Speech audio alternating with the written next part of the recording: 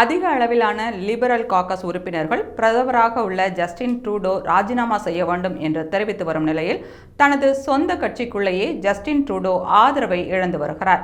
கனடாவின் இறக்குமதிகளுக்கு 25% வரி விதிக்கப்படும் என்று அமெரிக்க அதிபராக பொறுப்பேற்க உள்ள டொனால்ட் ட்ரம்ப் தெரிவித்ததை அடுத்து ட்ரூடோவுடன் ஏற்பட்ட கருத்து வேறுபாட்டால் துணை பிரதமர் கிறிஸ்டியா ஃப்ரீலாண்ட் திடீர் ராஜினாமா செய்தார். ட்ரூடோவுடன் 10 ஆண்டுகளுக்கும் மேலாக ஒன்றாக பணிபுரிந்த கிறிஸ்டியா ஃப்ரீலாண்ட் வெளியேறியது ட்ரூடோவுக்கு பெரிய பின்னடைவாக அமைந்தது.